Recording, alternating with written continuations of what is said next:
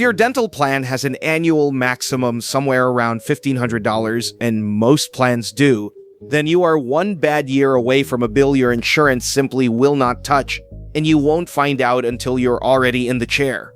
That number buried in your plan is the single most it will ever pay toward your teeth in a year. Not a deductible you work past, a ceiling. You could need one filling, or you could need your whole jaw rebuilt, and the plan stops at that same number and hands the rest of the bill to you. Here's the strange part almost nobody notices. In real insurance, the cap protects you. In dental, the cap protects them. Nothing on your statement ever tells you that ceiling is sitting there, you just find it. Usually the exact year you need it most. And the company selling it to you is often a nonprofit, one that a decade ago paid its top executive more than $14 million in a single year. Hold on to that. It'll matter. Because once you see why this thing is built the way it is, you can't unsee it. The product you've been calling insurance was quietly designed to run out. Let me show you a real person walking into that gap. Russell Anthony is a retiree in Nashville. One year, his teeth started going the way teeth do when you're 65, a little at a time, then all at once. He made 8 trips to the dentist, a root canal, a crown, a tooth that just broke. Nothing exotic, nothing anyone would call a disaster, the ordinary maintenance of an aging mouth. He had dental insurance the whole time. And when he added it up, he was looking at paying somewhere around $2,000 out of his own pocket. Because a run of ordinary work like that runs straight past what these plans are actually built to pay. Not because he skipped the insurance. Because he had it, used it exactly as intended, and still ended up holding a bill most people assume insurance exists to prevent. Now, before I take this thing apart, I want to be honest about what it does well, because it genuinely does something. Dental coverage is very good at one job, getting you into the chair.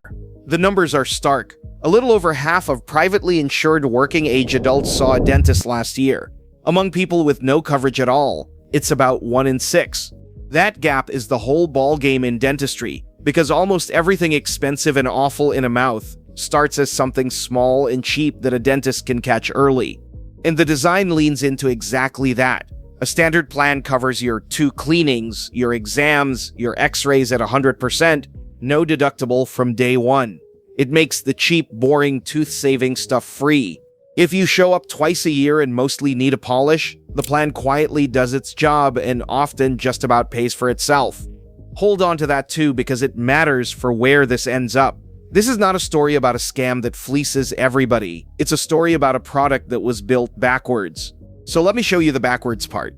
Think about what insurance actually is. You pay a small, steady amount you can afford. In exchange, you're protected from a rare, giant cost you couldn't.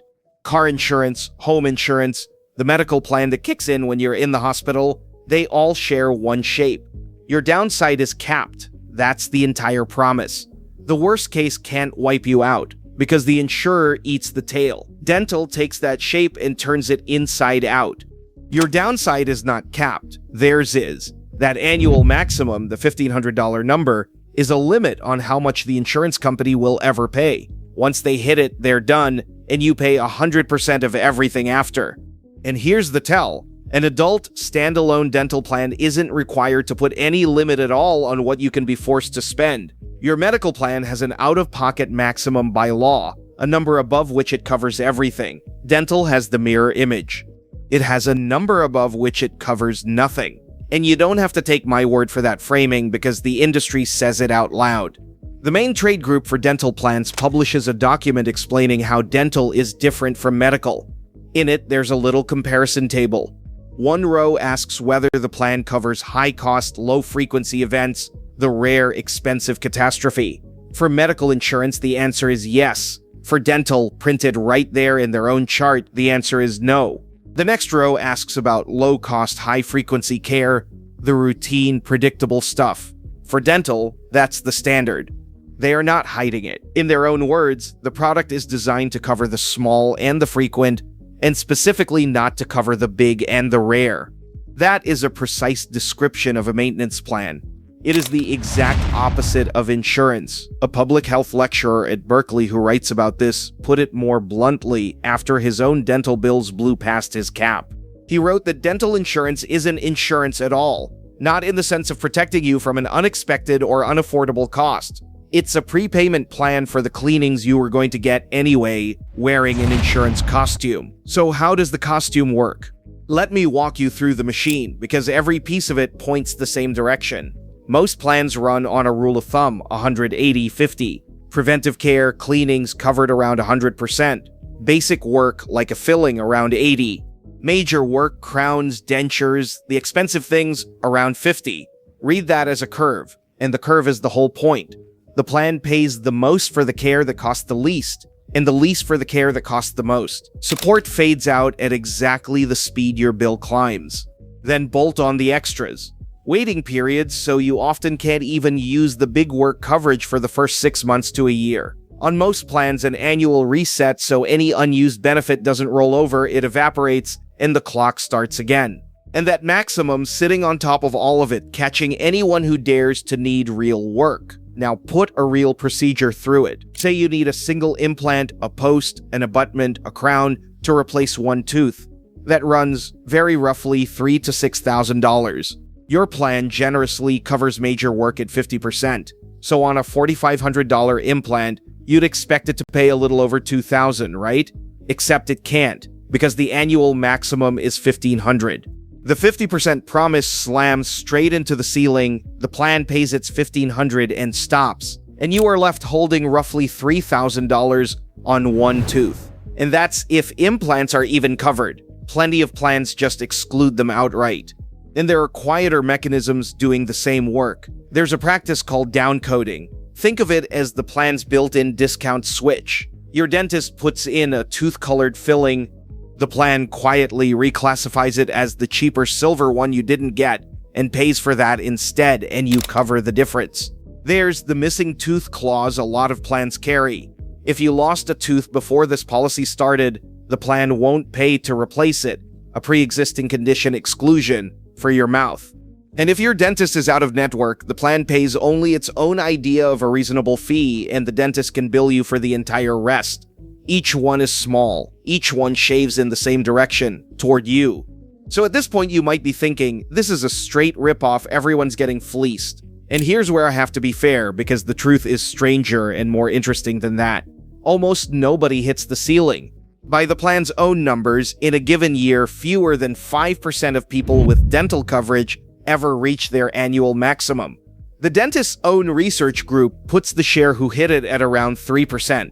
More than 95% of people never touch the cap at all. Sit with that, because it explains the entire design. The cap is set low precisely because it almost never binds. For the vast majority, the cleanings twice a year crowd, the plan works exactly as advertised, because the vast majority never need the thing the plan refuses to cover. The company can afford to make the routine care generous, because the routine care is cheap and predictable.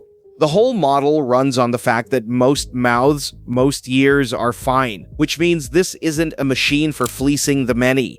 It's a machine for quietly excluding the few. The 5% who have the bad year, the crown and root canal year, the implant year, the my jaw fell apart year, those are the only people who ever find out what their insurance actually is. And they find out at the worst possible moment. In the chair, with a treatment plan in their hand and a number at the bottom that their coverage was never built to reach. The people who need insurance to behave like insurance are the exact people it was designed to fail. Everyone else just enjoys cheap cleanings and never learns the truth. And there's one more piece that tells you the priorities, and it lives in the accounting. When Congress reformed medical insurance, it added a rule. A medical plan has to spend at least 80 to 85 cents of every premium dollar on your actual care. Spend too much on overhead and profit, and they owe you a refund. Dental plans are specifically exempt from that rule. There is no floor, and when researchers actually measured it in one big state a decade ago, they found dental plans on average paid out around 76 cents of the premium dollar on care, and the plans people bought on their own paid out closer to 60. An analyst's phrase for this stuck with me. These are structured less like insurance and more like a gift card. You load money on. They decide how much comes back off. You can see the shape of it in the biggest player. The largest dental insurer in the country is a nonprofit. And a decade ago, in 2016, its California arm paid its chief executive more than $14 million in a single year. Its top 10 executives more than $30 million between them, while giving something like 50 cents per customer to charity and saying, when the spending drew scrutiny, that its surplus wasn't legally bound to be spent on the public. A low cap that rarely pays out a premium with no spending floor on a product most people never really test. That is a very, very comfortable place to sit. So let me be as fair as I can be at the end, because the fair version is the sharpest version. The cleaning is not the con. Preventive dental care is one of the best deals in all of medicine. Catch things early and you save yourself agony and money. There's even good evidence it lowers the total medical bills of people with conditions like diabetes. That part is real. If your employer subsidizes a plan and takes the premium out before taxes, take it. It's close to free money. None of the mechanics I described are illegal, and the routine coverage is genuinely useful. The problem was never the maintenance plan. The problem is the costume. We took a prepaid plan for cleanings and we called it insurance, a word that means to every human being who hears it, you are protected from the bill you're afraid of. And on that one specific promise, the promise baked into the name, it is the least protective health product most Americans own. The dentist's own association now formally opposes these annual caps. Cost stops people from getting dental care about 3 times more often than it stops them from getting regular medical care. That's not the signature of protection. That's the signature of a ceiling. So here's the one thing to actually do with all this. There is a single number in your plan that answers everything I just said. The annual maximum. Find it. That number, not the word insurance printed on the card, is the real coverage you have. Treat the cleanings as what they are, a good cheap deal worth using every single time. And treat the catastrophe as what it is, mostly your problem, which means the money for the crown or the implant is money you should be quietly setting aside yourself, not counting on a card to cover. The plan is a coupon for maintenance. It is not a wall between you and the worst day. And the cruel little joke of it is that the product with the most reassuring name, the one that sounds the most like protection, is the one holding the door open on the exact bill you bought it to keep out. Quick, honest question for the comments, and I do read these. Have you ever gotten a dental bill that made your stomach drop even though you had insurance, the crown, the implant, the surgery, the year it all went wrong at once? What was the number and how much of it did your insurance actually cover? I want to hear the real ones.